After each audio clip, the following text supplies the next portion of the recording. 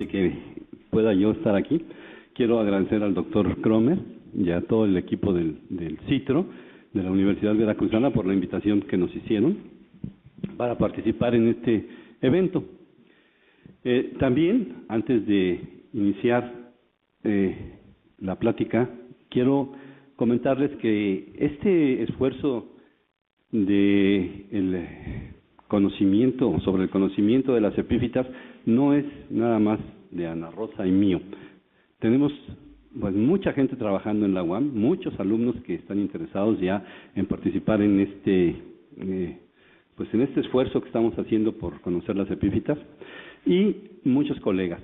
Entre ellos, bueno, los colegas que están participando en la fabricación, vamos a llamarle así, del catálogo, son el maestro Aniceto Mendoza, que es experto en helechos, la maestra Jacqueline Ceja, que trabaja con monocotiledonias, la doctora Blanca Pérez, que también trabaja con helechos, y el doctor Javier García Cruz, que trabaja con orquídeas. Entre todos hemos estado compilando información para lograr este resultado. Entonces, a todos ellos también quiero agradecerles. También quiero agradecerles en especial a Nayeli, que anda por aquí, y a Bruno, que son los que van a dar el curso de fotografía.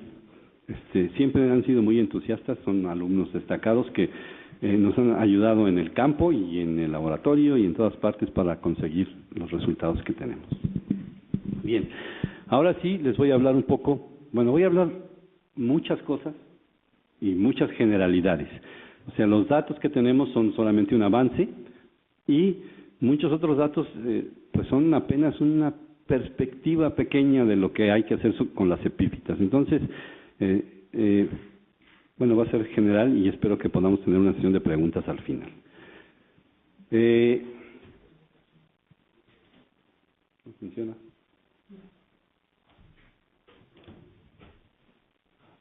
Ya. Antes de iniciar, quisiera yo hablar un poco de qué es una epífita. Desde hace ya más de un siglo, 2 siglos, que la gente ha estado trabajando con las epífitas. Quizá la primera definición fue la de Mirbeck en 1815, en el que nada más mencionaban que eran plantas que germinaban sobre otras plantas sin nutrirse de ellas. Claro, esto es una cosa muy general, y ya cuando empieza uno a colectar epífitas y a ver las epífitas en el campo, descubre que uno, sí, pero es que no siempre germinan sobre ellas. Hay plantas que germinan en el piso y después se vuelven epífitas. En fin, empiezan las dificultades.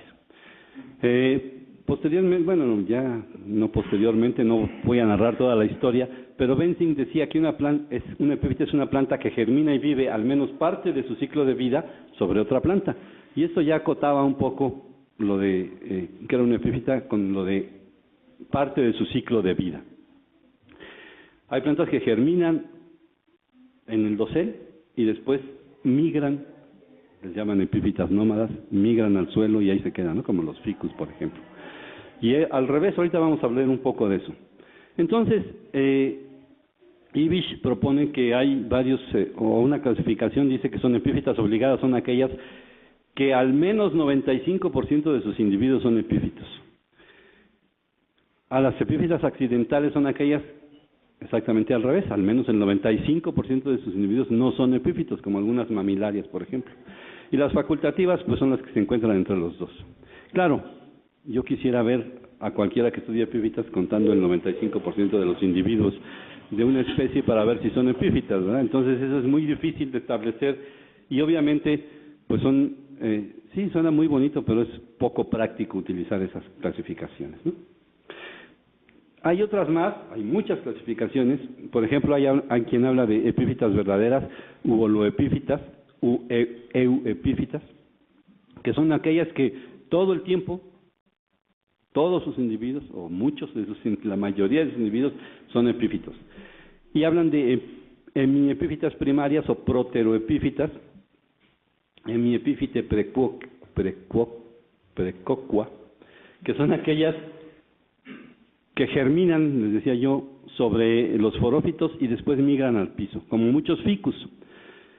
Es interesante porque, por ejemplo, Sotz en su último trabajo de 2013 o 2014 no considera ficus como epífito, ¿no?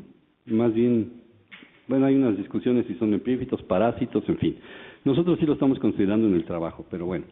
Las hemiepífitas secundarias o deuteroepífitas, hemiepífite postera, que son las nómadas, ¿no? Que crecen en el piso, bueno, germinan no en el piso, ya me regañaron, en el suelo, y de ahí empiezan a trepar, y se desaparecen del piso, digamos, la parte que germinó muere y quedan ya como epífitas, como es el caso de muchas aráceas, ¿no? Y por último están las lianas o enredaderas, que mucha gente no considera como epífitas, porque dice, bueno, es que pues no son epífitas, ¿no?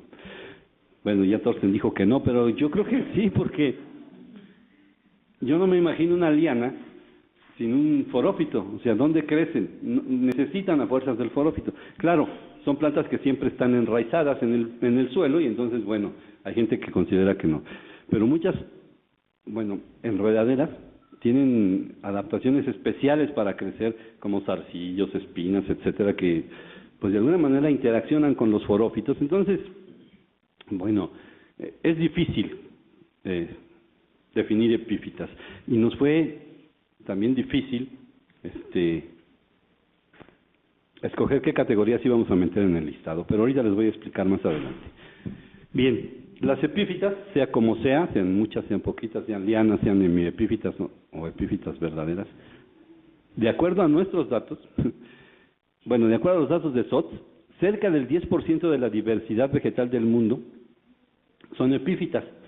Y SOTS estimó que había entre 23.500 y 29.500 especies de plantas vasculares con esta forma de vida.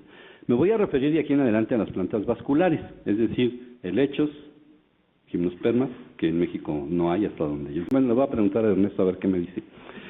Y porque existen muchas otras epífitas, como los líquenes y como las algas y como los musgos y todas esas que no vamos a considerar en este trabajo. Bien. Si bien crecer por encima del nivel del suelo les presenta la ventaja de tener menos competencia por la luz, es decir, las epífitas suben a los dosel para tener mayor acceso a la luz, porque la necesitan para vivir, para la fotosíntesis.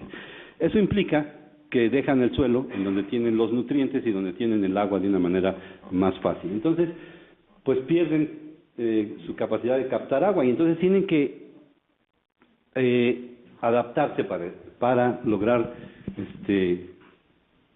pues captar con eficiencia el agua y los minerales. Y podemos decir que hay dos problemas principales para las plantas epífitas: captar y retener el agua y nutrirse, la nutrición mineral, ¿no? Entonces, para resolver esos problemas han desarrollado distintas adaptaciones, tanto morfológicas, anatómicas, fisiológicas, reproductivas, ¿no?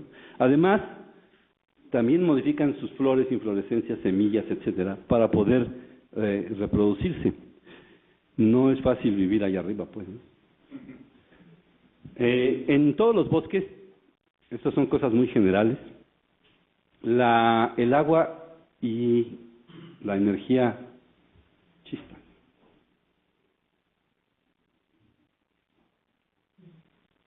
Perdón. La luz va disminuyendo hacia abajo del dosel, acá hay mucha luz, al mismo tiempo mucha desecación, y el agua va aumentando también hacia la parte de abajo del dosel. Entonces, las epífitas, hay epífitas que habitan acá arriba, hay epífitas que habitan aquí y hay epífitas que habitan aquí. Todas tienen que tener adaptaciones distintas. No es lo mismo vivir acá que hay más humedad pero menos luz, acá que hay menos humedad y más luz. Entonces, de acuerdo a eso,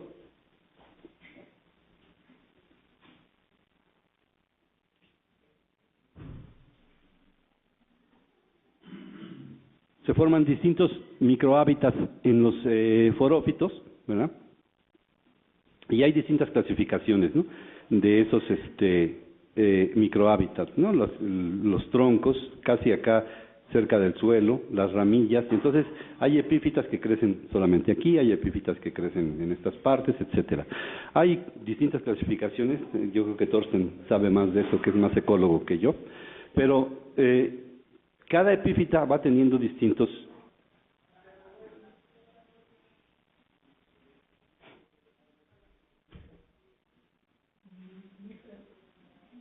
No tiene pila. Y también hay, caray.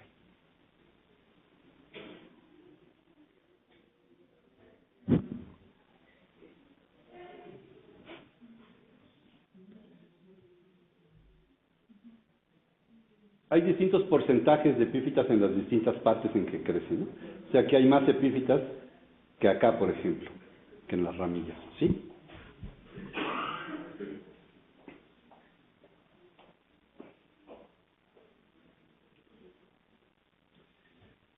En términos generales podemos decir que entre los 15 y los 20 o los 20, sí, entre los 15 y los 20 metros de altura sobre los árboles es donde existen más epífitas, buscando un equilibrio entre la luz y la humedad. Entonces, cuando falta el agua, se enfrentan a condiciones de aridez fisiológica, y existen tres estrategias para resolver ese problema. Uno son estrategias para escapar a la sequía, que puede ser el medio ambiente húmedo todo el año o la reviviscencia, ahorita vamos a ver eso. Las estrategias para conservar el agua y las estrategias para mantener la absorción del agua. Para escapar a la sequía, está primero vivir en un medio ambiente húmedo todo el año, como son los bosques mesófilos o bosques de niebla, o bien los bosques de galería, en donde la humedad es muy alta y entonces así escapan a la aridez las epífitas, ¿no? No es entonces extraño que sea en los bosques mesófilos en donde vayamos a encontrar más epífitas. Otra estrategia para escapar a la sequía es la poiquilohidria o tolerancia a la desecación, ¿sí? Hay plantas que durante la época de sequía, válgame Dios, ¿por qué hace eso?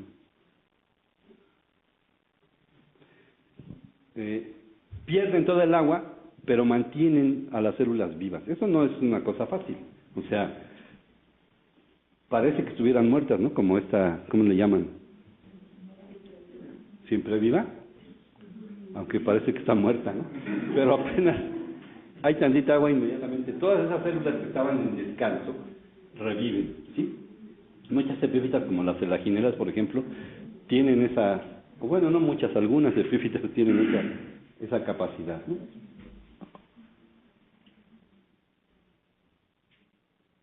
Oye, esta cosa. Bien, las estrategias para conservar el agua. Si me acerco, ¿va a funcionar mejor? Sí, mejor. Okay. Para conservar el agua existen varias otras estrategias. Por ejemplo, la formación de tanques. Eso lo hacen muchas bromeliáceas, ¿no? Se forman grandes tanques. Aquí se ve.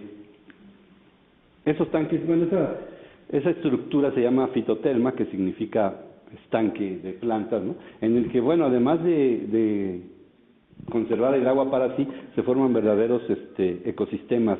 Bueno, alguien ha dicho que esos son ecosistemas, yo no estoy tan de acuerdo que es un ecosistema, pero bueno.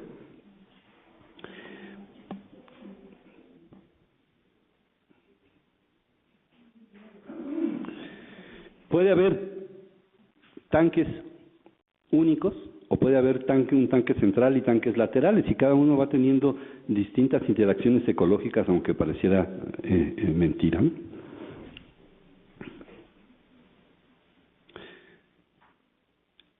Esto en los bosques representa cientos de miles de litros de agua que están ahí de reserva, no solo para las epífitas, sino para, obviamente, muchos otros organismos, tanto vegetales como animales. En esos tanques, pues viven ¿cómo se llama?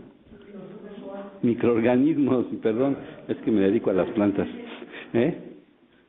algas microscópicas, viven también ranas, como ya vimos la fotografía, viven muchos otros animales. Entonces, son importantes por eso las epífitas, ¿no? Otra de las estrategias para conservar el agua es la formación de suculencias, pseudobulbos y suculencia foliar, como es el caso de muchas orquídeas. Las diáconos, no está Rebeca, ¿verdad? Para que no me digan. Ah, sí está por allá. Bueno, como muchas orquídeas que forman pseudobulbos, o como otras bromelias que en las rosetas forman también pseudobulbos. Estos son rosetas, la vaina de las hojas forman aquí cavidades en las que se mantiene la humedad. O la suculencia en muchas crasuláceas o en muchas orquídeas también, ¿sí? Otra estrategia para conservar el agua es la formación de velamen en las raíces y tirar las hojas. Entonces, el velamen se forma en muchas orquídeas, es un tejido que envuelve a las raíces tanto en aráceas como en orquídeas y que mantiene, o sea, sirve para absorber el agua, funciona como un papel secante en el que se absorbe el agua. Y otro es, ay Dios,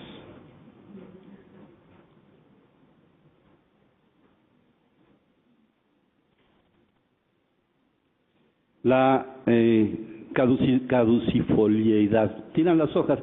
Al tirar las hojas, toda el agua que estas tienen y que pueden, ¿cómo se llama?, intercambiar con el ambiente, queda cancelado todo eso, y entonces es en los bulbos en donde se conserva el agua, ¿sí? Y toda la fisiología pues cambia. Otra estrategia, esta especial de una sola familia, que son las bromeliáceas, es las escamas o los tricomas. Estos tricomas funcionan también en la absorción de agua, funcionan casi como raíces. Realmente en las bromeliáceas la raíz sirve prácticamente para fijar la planta al sustrato y el agua se absorbe tanto por las hojas como por las escamas. Y además las escamas tienen mecanismos en que las alas de las escamas se doblan y entonces el agua puede entrar o no, entrar y no salir, o salir y no entrar, en fin, etcétera. Esta es una superficie foliar hidratada, esta es una superficie foliar seca. Entonces con eso las escamas ayudan a la regulación a conservar el agua, ¿no? Por último están las estrategias para mantener la absorción de agua.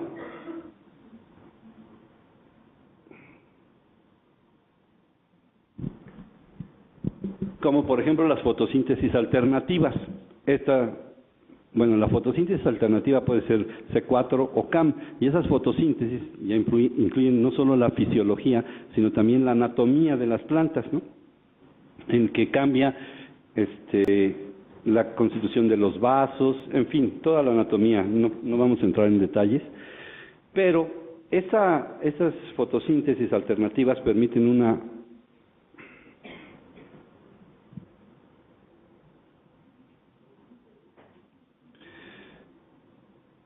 manejo del agua distinto. Por ejemplo, una planta que tiene una fotosíntesis C3 gasta 4 a 9 litros de agua para producir 1 gramo de materia orgánica. En cambio, una planta que tiene una fotosíntesis CAM solo gasta medio litro de agua para producir el mismo gramo de materia orgánica. Entonces, les permite esa fotosíntesis, aunque pareciera que no, ahorrar el agua, ¿no?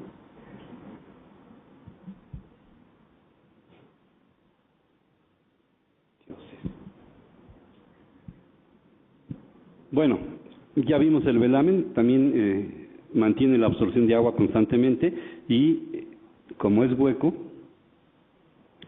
pues permite que la humedad se mantenga ahí mucho tiempo.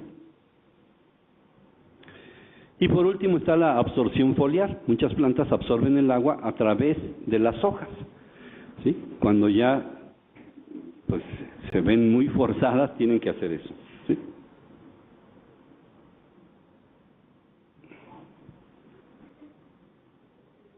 Bien. Las epífitas de alguna manera escogen dónde vivir. O sea, para que sean epífitas necesitan encontrar un forofito y germinar en el forofito. No germinan en el piso y si germinan no funciona. No germinan en las rocas y si germinan no funciona. Entonces, de alguna manera están seleccionando el hábitat. Eso a mí siempre me ha parecido muy interesante y muy importante, ¿no? Cómo seleccionan las plantas epífitas el lugar en donde van a crecer. De alguna manera escogen entre comillas, ¿no? Y para eso entonces hacen uso, por ejemplo, de las semillas, ¿no? En muchas bromeliáceas, las semillas, que son estos puntitos negros que están por ahí, tienen grandes comas plumosos que les permiten primero volar por el viento.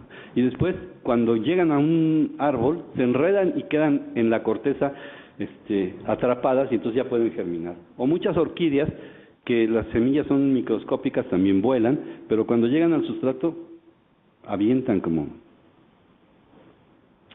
pues ¿cómo se llama? Células hilo, ¿no? Que se enredan en las cortezas y entonces ya germinan. Entonces también tienen adaptaciones en este sentido, lo que las hace todavía más interesantes desde el punto de vista ecológico. Yo creo que hay pocos estudios sobre esto, no sé, Thorsten, que nos diga de cómo escogen las plantas su hábitat, ¿no? Bien, también hay muchas otras interacciones ecológicas que ya había mencionado algunas. Aquí hay ¿qué es Bruno? Una rana, ¿no?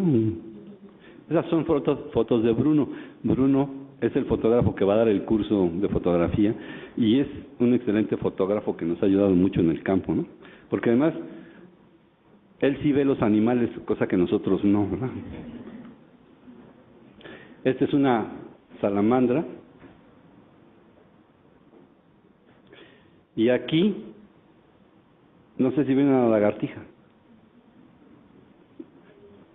Bueno, es que hay mucha luz. Ok.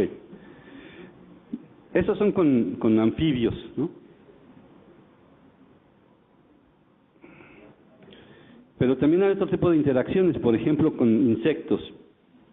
Aquí se ve la hormiga y este es Tillandsia caput medusae. En las vainas de las hojas se forma un pseudobulbo que es hueco y ahí llegan a vivir las hormigas.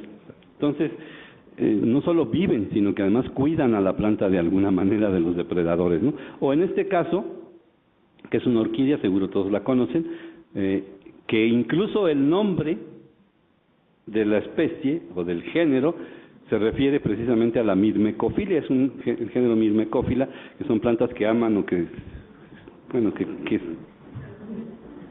tienen alguna relación con las hormigas, ¿no?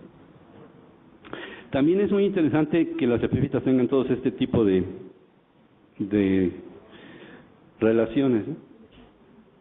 Bueno, acabamos de publicar, Nayeli, un artículo sobre el uso de las bromelias por los changos, ¿no? Esto es en el Triunfo, y aquí se ve cómo el mono araña está pelando prácticamente una bromelia y se la comen, ¿no? Le quitan las hojas y la chupan el agua, ¿no?, de los tallos. Entonces, pues también es interesante todo este cosa. Tampoco hay muchos trabajos sobre esto. Yo creo que sería muy interesante, pues a los nuevos alumnos, a los nuevos estudiantes que están interesándose por estas cosas, que pensaran en algún proyecto sobre esto. Bien, ahora sí ya vamos a entrar en materia y les voy a hablar un poco de lo que son o de lo que hemos hecho con las epífitas vasculares de México. Consideramos que este catálogo es básico y muy importante porque de él dependen pues muchos otros estudios ecológicos o anatómicos o fisiológicos. Entonces, pues hemos estado trabajando en eso, ¿no? El primero en presentar una revisión sobre todas las epífitas americanas fue Schimper en 1888, ya tiene mucho tiempo. Y la primera aproximación al conocimiento florístico de las epífitas en México se la debemos a Ernesto Aguirre, que aquí está, en 1992, ya tiene algún tiempo, ¿no? Entonces, pues ha habido muchos avances. Le agradezco a Ernesto que esté aquí con nosotros, siempre tan entusiasta, ¿sí? Y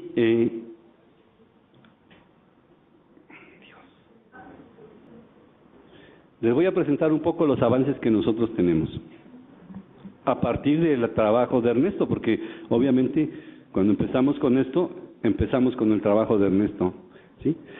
Para hacer nuestro catálogo, nosotros decidimos incluir estas categorías: holoepífitas, hemiepífitas primarias y o secundarias sin distinción, epífitas accidentales, es que hay algunas que son más que accidentales, pienso yo, escandentes, en el que incluimos algunas enredaderas o lianas, aunque Ernesto diga que no, y rupícolas o terrestres. Muchas epífitas no son holoepífitas, sino que también son terrestres o también son rupícolas, ¿no? Estas fotos son también de interacciones de algunas lagartijas con bromelias, ¿no? Aquí está el heno y aquí está eso. Las fotos son de Bruno, por cierto. Bien, de acuerdo a los datos que tenemos hasta ahorita, podemos decir que en México las epífitas vasculares están representadas por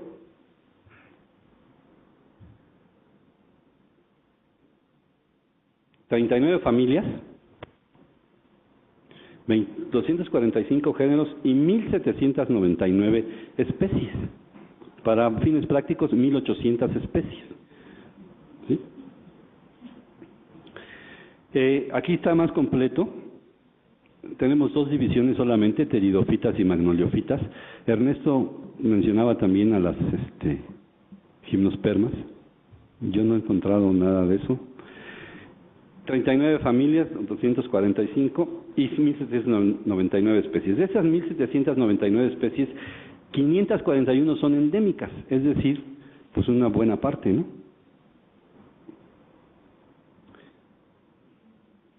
Aquí tenemos una comparación del trabajo de Ernesto y lo que nosotros tenemos, para que ustedes vean cómo en esos 20 años pues ha avanzado el conocimiento. En algunos lados para arriba y en algunos lados para abajo. Aquí Ernesto tenía 3 divisiones, nosotros tenemos 2, disminuyó una. Aquí nosotros, Ernesto tenía 37 familias, nosotros 39. Quiero decir que estos no son exactamente las mismas familias, ha variado, ¿sí? O sea, hay familias que han cambiado de circunscripción, hay familias que han aumentado, hay familias que han disminuido, pero bueno, más o menos se mantiene el número. De los géneros sí también tenemos el mismo problema, hay géneros que han cambiado, hay géneros que han aumentado, pero bueno, ha aumentado aún así el número de géneros. De 174 a 245, es decir, pues casi 70 géneros más, ¿no? Y en las especies, pues vean la gran diferencia, 1.800 a 1.200 son casi 600 especies más que hemos encontrado. A lo mejor también eso se debe a que nosotros estamos incluyendo las lianas y Ernesto no las incluyó, pero bueno, no las lianas no las estamos incluyendo enredaderas y trepadoras, ¿no?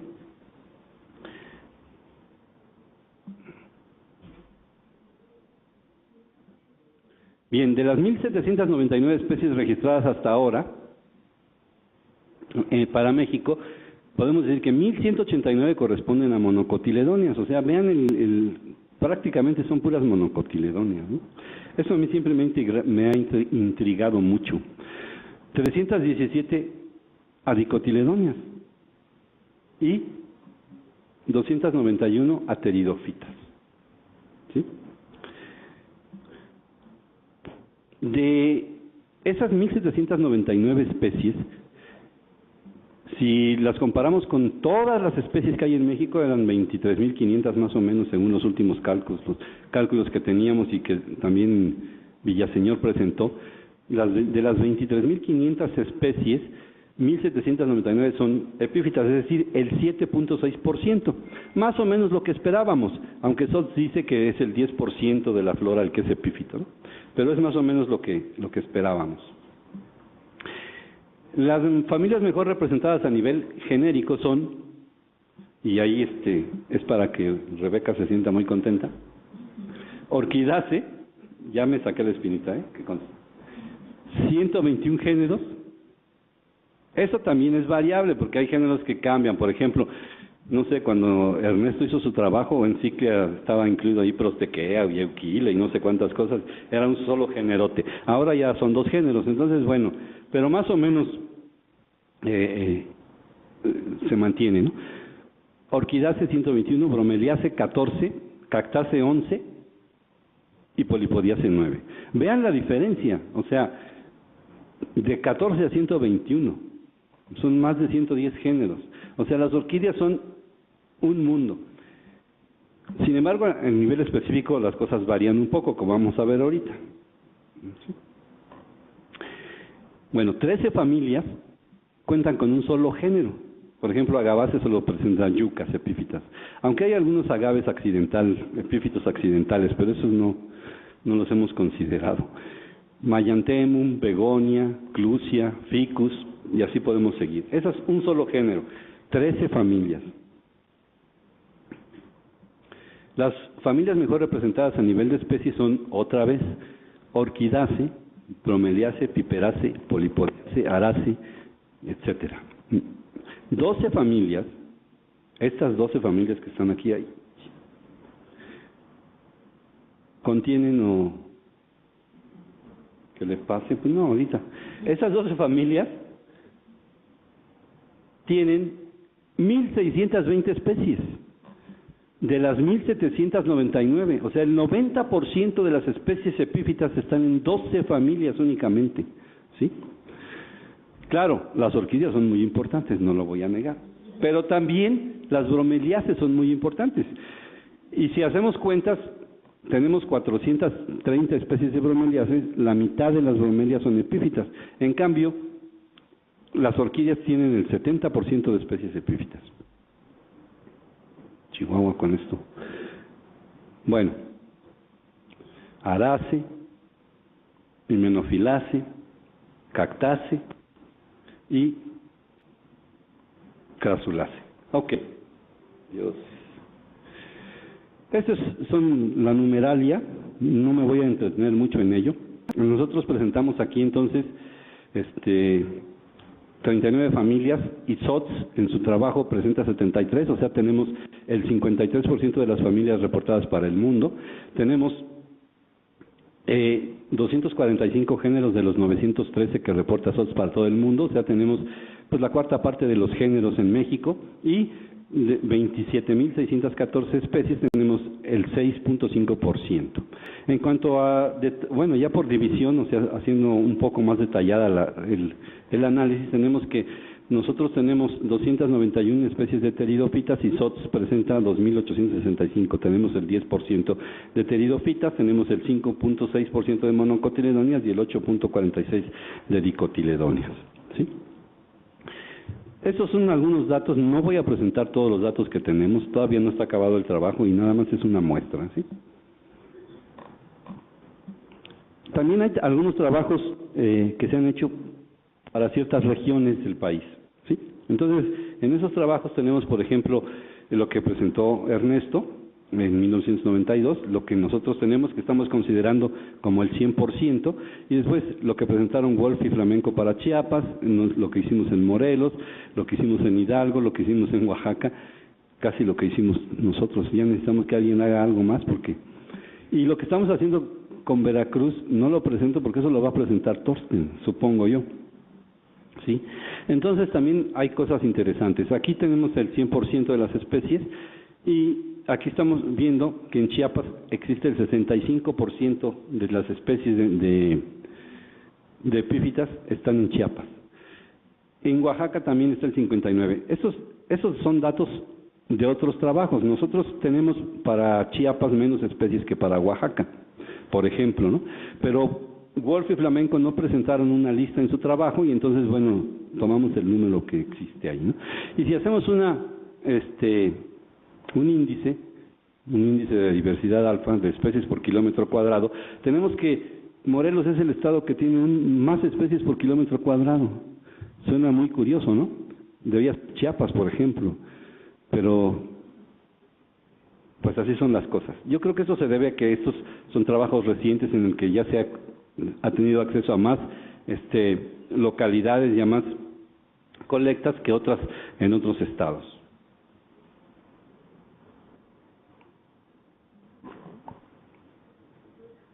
También tenemos una distribución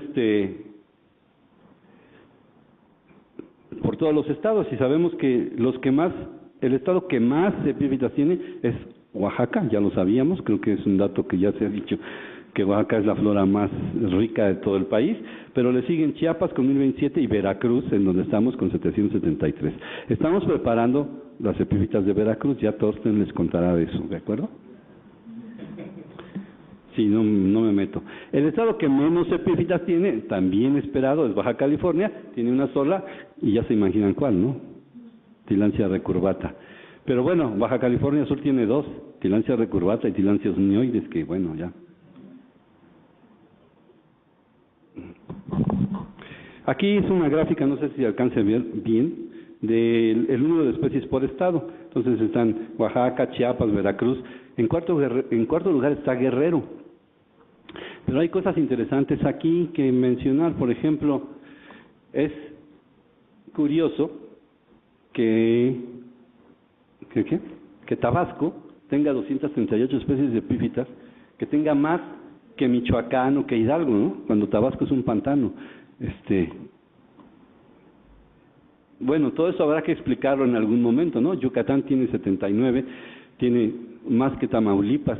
Bueno, Tamaulipas está muy al norte, pero pues tiene más bosques que Yucatán, más bosques mesófilos, por ejemplo. Entonces, todo eso habrá que discutirlo en algún momento. Y lo que les decía, bueno, Baja California y Baja California Sur tienen pocas especies, pero Coahuila 6, Aguascalientes 7, en fin. Por tipos de vegetación, también estamos haciendo un análisis de tipos de vegetación. Hemos tomado los tipos de vegetación de Rendosky, porque hay muchos tipos, o sea, muchas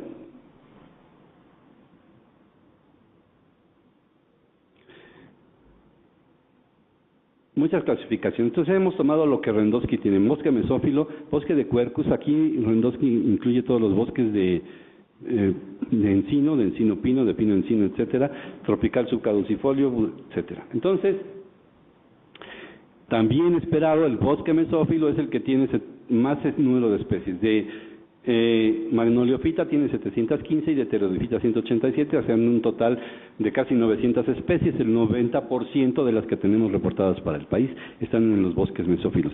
Esto es importante porque ya también se ha repetido. En los bosques mesófilos, los bosques mesófilos ocupan el 1% del territorio nacional, y en ese 1% tenemos el 50% de las especies epífitas. Si no conservamos esos bosques, vamos a perder a todas, bueno, a la mitad de las especies epífitas, que ya es mucho decir, ¿sí? Uno pensaría que en los bosques tropicales subcaducifolio, perennifolio, hubiera muchas epífitas, pero realmente no. Hay más en el mesófilo, obviamente. Y bueno, hay cosas raras también aquí. Por ejemplo, en el pastizal hemos tenido reportes de pues casi, 13, 12, 15 especies. Y realmente uno piensa que en los pastizales no existen epífitas, no deberían existir. Pero yo creo que esos pastizales son pastizales que son el resultado de la tala de selvas o de bosques, y entonces dejan algunos árboles, y en esos árboles están las epífitas, o bien son como pastizales sabanoides, ¿no? También todo eso habrá que discutirlo en su momento. Bien, ya este es un panorama muy general de lo que hemos estado haciendo. Claro, faltan datos, pero bueno, no es posible presentarlos. Entonces les voy a presentar un conspecto aquí, generalidades de las familias más importantes de epífitas. Rebeca, aquí está Orchidaceae, para que seas feliz.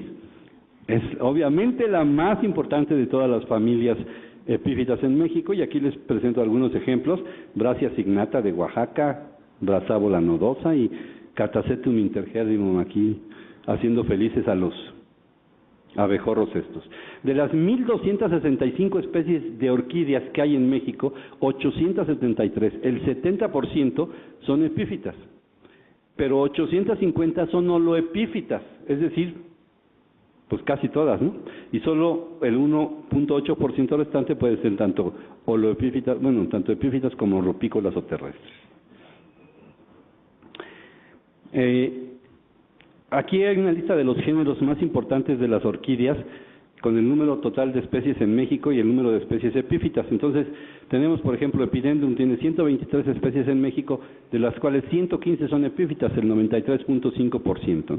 Aquí podemos ver que hay varios géneros, de los más importantes, que todas tienen el 100% de sus especies epífitas, ¿no? Como Lepanthes, Stelis, Trichocentrum, Acianthera, Mormodes, etcétera. Prácticamente todos son importantes. Todos tienen el 100% de sus especies epífitas, ¿no? Y después, ¿cuántas especies epífitas son endémicas de México? 51 especies epífitas de las 115 son endémicas de México, y 87 serían endémicas de Megaméxico, Censurrendosky. Entonces son tablas que, bueno, ahí las tienen, no las voy a explicar, y todas van a estar, supongo, en el trabajo que presentaremos de las epífitas de México. Este es Papiritzia leiboldi, o Leoquilos leiboldi, dependiendo de la clasificación que sigan. El género más importante, Epidendrum, como ya vimos, aquí hay algunas especies que me parecieron interesantes. Y bueno, y de las que tenemos fotos, ¿no? Porque también esa es otra cosa, no tenemos fotos de todas. Epidendrum raniferum, Epidendrum polyanthum y Epidendrum falcatum. El género Lepantes, decía Miguel Ángel Soto, que en paz descanse, que existían las orquídeas y Lepantes, ¿no? O sea, son realmente increíbles y pues vean ahí el tamaño que tiene, ¿no? O sea, este es un lápiz y esta es la flor. Aquí está, ese no sé cuál sea. Este es Lepantes polardiana, este es Lepantes avis y ese a lo mejor también es Lepantes avis. Pero vean las miniaturas que son. Esas especies además, encontrarlas, hacer ejemplares, estudiarlas, ver toda su dinámica poblacional o sus relaciones con polinizadores y todo eso, pues es un reto, y es un reto que tienen que asumir los estudiantes que siguen, porque nosotros ya no podemos, bueno, a lo mejor ya ni las vemos, pues, o sea. ¿Sí? Otros géneros importantes en las orquídeas, bueno, está Prostequea, que estas plantas son muy apreciadas en el cultivo y por eso han sido saqueadas y siguen siendo saqueadas. Entonces a los que tienen humas o todas esas cosas que están aquí presentes que invitaron del citro, pues ojo, hay ¿cuántas especies de estas? Hay como 10 o 20 de las conchas, ¿no? Este es Prostequea condylobulbon, este es Prostequea karwinski, algunos la ponen como euquile, y este es Prostequea vitellina, muy importante en Veracruz. Especie que es saqueada y saqueada y saqueada y saqueada, ¿no? Yo no sé cómo todavía existen poblaciones naturales de esa cosa, pero... Enciclia, otro de los géneros también más, bueno, en lo personal yo creo que es uno de los géneros que más me gustan de las orquídeas, las enciclias. Enciclia adenocaula, dickinsoniana, de Veracruz, esta especie es del norte de Veracruz, y Jamburí de Oaxaca.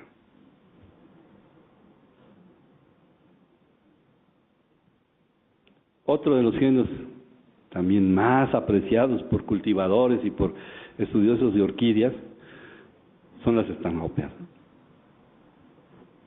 3 ejemplos de ellas: oculata, marciana y tigrina.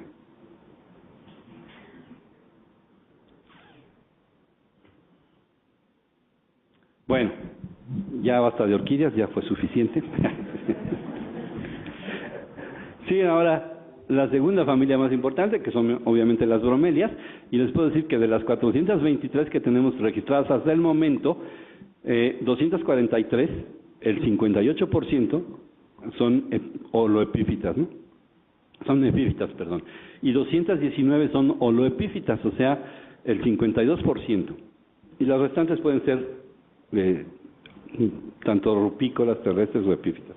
Aquí algunos ejemplos de la variedad de Tilancioideae, ¿no? Esta es Tilancia de Peana, creo que todos la conocen porque todo el estacionamiento, okay.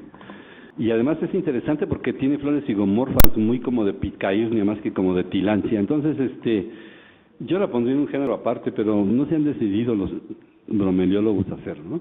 Después está Viridanta plumosa y Pseudalcantarea viridiflora, ¿no? Creo que Thorsten ha presentado algunos trabajos sobre polinización de esto por murciélagos, ¿no? Muy interesante.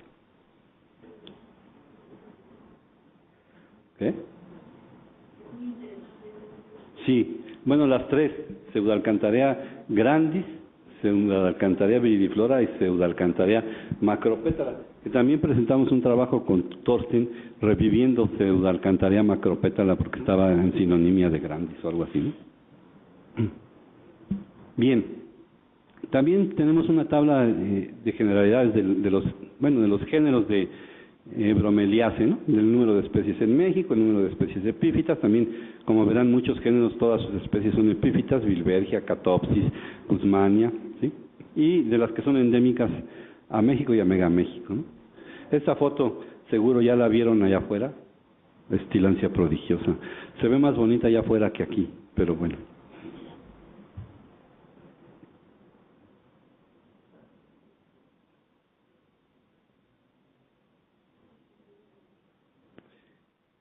El género más importante de las bromeliaceae es Tillandsia, con 120 y tantas especies, ¿no? 200, ya no sé cuántas, ya me hice bolas.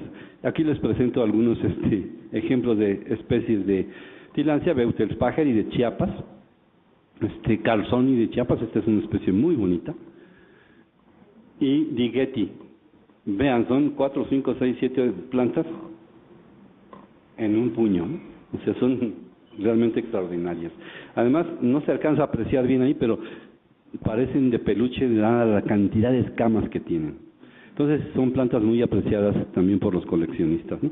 La ventaja de las bromeliáceas sobre las orquídeas es que las bromeliáceas pone uno las semillas, germinan todas, crecen todas, se reproducen todas, cosa que con las orquídeas es un poco más complicado, ¿no? Porque hay que escogerlas, hacer los híbridos, ponerlas en cajitas de petri o no sé qué cosa. Pero bueno, Ecmea, otro género importante en México. Aquí están Ecmea mexicana, en Puebla, en los límites de Puebla y Veracruz, Ecmea luedemaniana y Ecmea nudicaulis, ¿sí? Yo creo que ahí hay todavía varias especies por describir que se han sido confundidas con mexicana o con luedemaniana. Necesitamos trabajar en eso, ¿no? Dios. Otros géneros de bromeliácea también bien interesantes son, por ejemplo, Bilbergia, ¿no? Bilbergia es tan interesante que, ¿ven estos pétalos? ¿Sí? Se enroscan como espantasuegras, ¿no? Yo le digo la especie espantasuegras porque acá están en botón y están extendidos. Cuando las flores abren, los pétalos se enroscan. Cuando las flores dejan la antesis, se desenroscan y vuelven a quedar como estaban acá, ¿no? O sea, son increíbles esas cosas.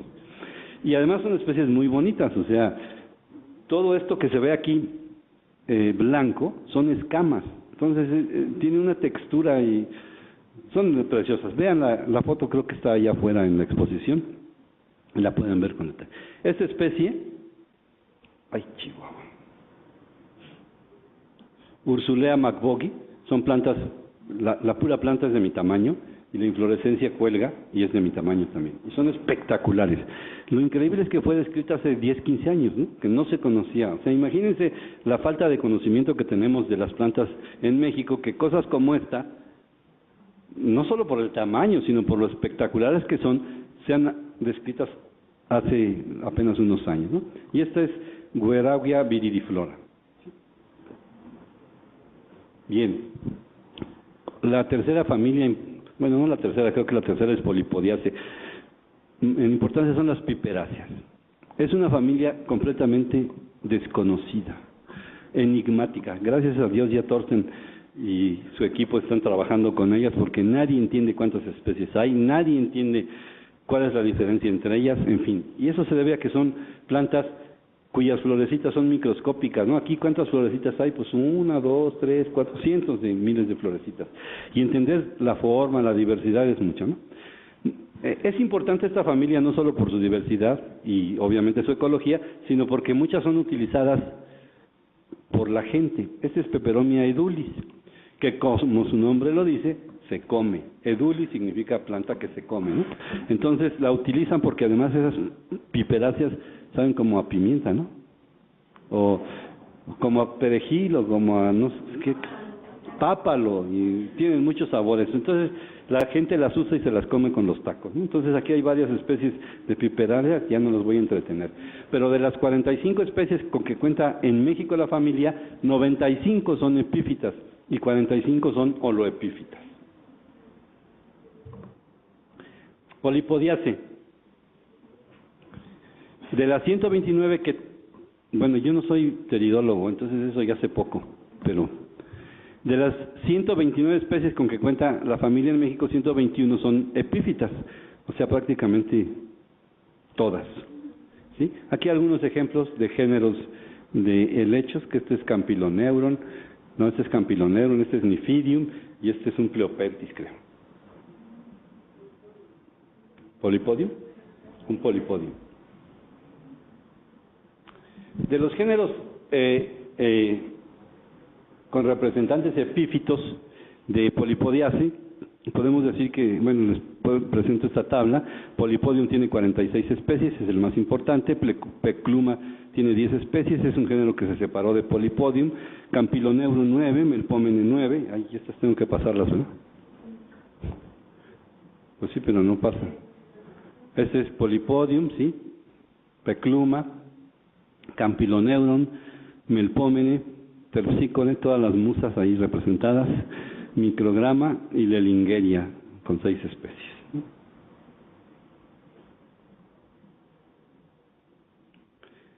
Arace, también vamos a hacer felices a varios que trabajan aquí con Aráceas. Es otra familia muy importante y ya no les voy a dar tantos datos, nada más les voy a presentar algunos géneros. Este es Philodendron sp. Esta es una foto que tomé aquí en Texolo, ahí bajando a la cascada, o sea, imagínense esa planta. Advena, bueno, pues Philodendron advena. Monstera egregia, este es en Puebla, y este es Anthurium schlechtendali. Y hay muchas otras familias importantes, como ya lo decía yo hace rato allá afuera y como lo puedo decir aquí, como las cactáceas. Este es Disocactus crenatus de Oaxaca. Las flores estas no son muy grandes, estas son pequeñitas, pero son muy aromáticas, ¿no? Fucsia fulgens, realmente también son plantas espectaculares cuando están en flor. Las flores llegan a medir hasta 10 centímetros, entonces son pues muy muy bonitas. Y Echeveria rosea, ¿no? Hay muchas Echeverias epífitas. No sé si alcance a ver, pero esto que cuelga es la inflorescencia, ¿no? Entonces son brácteas rosadas y acá las flores. Perdón que no tengamos fotos mejores. La que sí. Bueno, pues es un poco de lo que les quería yo contar de ese Sartorium erubescens en Oaxaca. Es una especie, es una orquídea, ya se fue Rebeca, pero es una orquídea en la NOM, en peligro de extinción, y sin embargo cuando uno va en diciembre al mercado de Coyoacán, la ve uno como si fuera, no sé, rosas o azucenas, ¿no? Bueno, pues muchas gracias.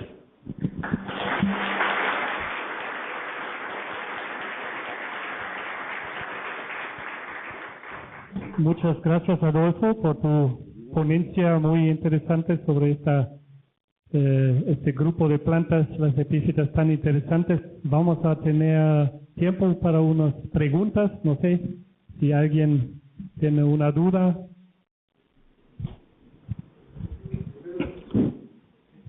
Pues lo felicito, es una ponencia muy bonita. Yo tengo una duda. Yo siempre he trabajado en café toda mi vida en investigación y pues vi como pues unas 150 orquídeas en las zonas cafetaleras, en los árboles de sombra, principalmente mingas, y creo que es un lugar donde hay bastantes orquídeas, pero su ponencia pues muy bonita, todas las epífitas son benéficas, pero hay algunas, por ejemplo, el género Cúscuta, que del muérdago en los bosques, ese es perjudicial. ¿Qué me podría decir de eso, maestro? Bueno, como vimos al principio de la exposición, se define una epífita como aquella que crece o que germina en otra planta sin tomar sus nutrientes de ella. O sea, nada más crece y se apoya, digamos, en la planta, ¿no? No es parásita. En cambio, Cúscuta y, bueno, muchas otras lorantáceas y santaláceas, creo, son epífitas. Entonces, son epífitas, pero son parásitas además. Entonces, al crecer en la planta, generan austorios que entran al tronco o a las ramas y entonces empiezan a absorber los nutrientes del hospedero. Entonces hay una diferencia entre parásitas y epífitas. No estamos considerando a las parásitas como epífitas, creemos que forman otro grupo distinto, ¿no? Aunque sí, también está la discusión, son o no son son o no son epífitas, ¿no? Pero hay muchas parásitas, por ejemplo, de raíces, muchas escrofulariáceas, como los celotitos que les llaman del género Conofolis, Conofolis alpina, seguro muchos las han visto, que crecen, son parásitas de las raíces, y entonces uno ve las flores en el piso, ¿no? ¿Son epífitas o no son epífitas? Es difícil, ¿no? Y es muy interesante lo de los cafetales. Nosotros publicamos un trabajo sobre las epífitas de los cafetales de Chiapas, ¿sí? Y hay un listado de todas las orquídeas que crecen en los cafetales. Y es muy interesante porque desde el punto de vista de conservación y desde el punto de vista de aprovechamiento, pues es muy importante saber cuáles especies puede uno pues conservar ahí, bueno, no solo conservar, sino utilizar o vender incluso, que crecen en los cafetales aprovechando que se dejan los árboles, etcétera, ¿no? En los cafetales. Ya no me acuerdo ese trabajo, tenía ya como 10 o 15 años, ¿no? O sea, pero bueno, habría que ponerlo al día. Pero es muy interesante. ¿No de qué? ¿Otra pregunta? A ver. Sí. No, nada más, bueno, no precisamente una pregunta, sino un comentario. Adolfo, Ana Rosa y todo su equipo, muchas felicidades por esta síntesis tan importante que han realizado, desde luego basada en todo el trabajo de tantos años y en la que también han contribuido muchas otras personas aquí presentes. Verdaderamente esto establece un marco de referencia actualizado para muchos de los estudiantes y de los colegas que están interesados en todo este grupo de plantas. Y verdaderamente también esto debe impulsar a todos para hacer un esfuerzo mayor hacia la conservación y desde luego el estudio de estas plantas. En mi caso, yo he podido ver algunas de las plantas de epífitas de México, no aquí en el país, sino en las colecciones de jardines botánicos de otras partes del mundo. Y llama mucho la atención que no hay un solo ejemplar en ninguna de estas colecciones vivas y muchas veces ni siquiera en los herbarios. Así de que para todos los presentes y sobre todo para los estudiantes es muy importante que tomen en cuenta este esfuerzo que se ha venido haciendo precisamente para poder tener material no solamente para exhibición en una colección viva, sino que yo sé que quizá en este momento no ha habido tiempo de explorarlo y lo vamos a tener quizá en otras ponencias, pero precisamente la utilidad, el manejo de estas plantas para fines verdaderamente importantes, tanto tú lo mencionaste ahorita en el aspecto comestible, pero también en aspectos medicinales, artesanales e incluso industriales. Muchas gracias y muchas felicidades. Gracias, Ernesto. ¿Alguien más? ¿Una pregunta más para el doctor Espejo? Pues a mí me interesaría una cosa. Mencionaste, pues hay 1.800 especies de epífitas. Una buena parte, no sé, como 40% son endémicas en realidad, ¿no? Es un valor bastante alto, llama la atención. ¿Tú crees, bueno, qué es realmente la razón por tanto endemismo o puede ser más bien nada más la falta de colecta en los países centroamericanos? ¿Qué opinas? No, yo creo que no es la falta de colecta en los países. Bueno, depende también de qué familia sea, ¿no? O sea, pero yo creo que no. Yo creo que son endémicos debido a las mismas condiciones geográficas del país, ¿no? La orografía, la fisiografía, la ubicación del país en la mitad o sea, con el trópico partiéndolo a la mitad, etcétera, ¿no?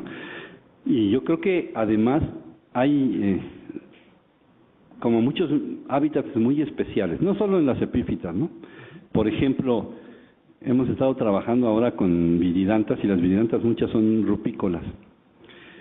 Y hemos encontrado que hay que los riscos funcionan como islas, ¿sí? Y entonces en cada isla se van formando nuevas especies. Y esas son endémicas casi yo diría endémicas de rocas a veces, ¿no? Y entonces igual pasa con los bosques mesófilos. Los bosques mesófilos Bueno, hablamos del bosque mesófilo en México, pero realmente son cientos de bosques mesófilos en México. Los de Tamaulipas no son como los del centro de Veracruz, ni como los del sur, ni como los de Oaxaca. Tienen composiciones muy distintas, tienen regímenes de climáticos muy distintos. Y yo creo que las epífitas que se crean ahí son de ahí, y punto, ¿no? Lo que pasa es que yo creo que recientemente, por ejemplo, de las bromeliáceas, nosotros hicimos una lista en 1990, ¿y qué fue la que publicamos? Bueno, no sé cuánto. La primera lista de bromeliáceas que hicimos, llegábamos a 325, creo. Actualmente son 423, Thorsten. Se han descrito en los últimos 20 años más de 100 especies de bromelias. Y yo creo que eso se debe primero a que hemos podido acceder a lugares que antes no podíamos acceder, o que si accedíamos eran horas de andar en recuas o en caballos, etcétera, ¿no? Tenemos más facilidades para colectar que antes teníamos, ¿no? Entonces yo creo que han aparecido muchas cosas que, bueno, no han aparecido. Hemos encontrado muchas cosas que no podíamos haber visto antes, ¿no? Y que son epífitas de esos lugares, de esos bosques, de esos riscos, de esas barrancas. Y yo creo que igual la mayoría de esas especies que se han descrito en los últimos 20 años son endémicas, ¿sí? Precisamente por esa situación, ¿sí? A lo mejor algunas pueden llegar muy al sur, pero yo no creo eso, ¿no? Y es más, yo considero que hay cosas, por ejemplo, que se consideran con una distribución amplia. Por ejemplo, Catopsis verteroniana se consideraba que estaba desde Brasil hasta México. Yo creo que no llega hasta México, o si llega en la puntita del sur, ¿no? Entonces habría que revisar muchas de esas cosas también. O sea, hay muchas malas identificaciones, o hay especies que se conoce un ejemplar y se ha identificado con otro nombre y ahí se ha quedado, ¿no?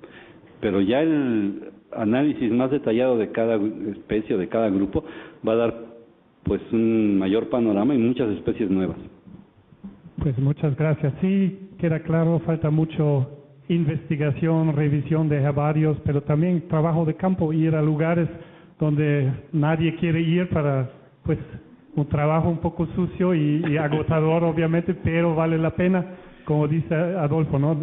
Más que 100 especies nuevas de bromelias solo en 20 años es impresionante. Es muchas impresionante. Gracias. Pero hay muchos jóvenes que yo creo que pueden hacer ese trabajo sucio. Esperemos que encontramos algunos. ¿Tienen más preguntas? ¿Alguien con otra pregunta?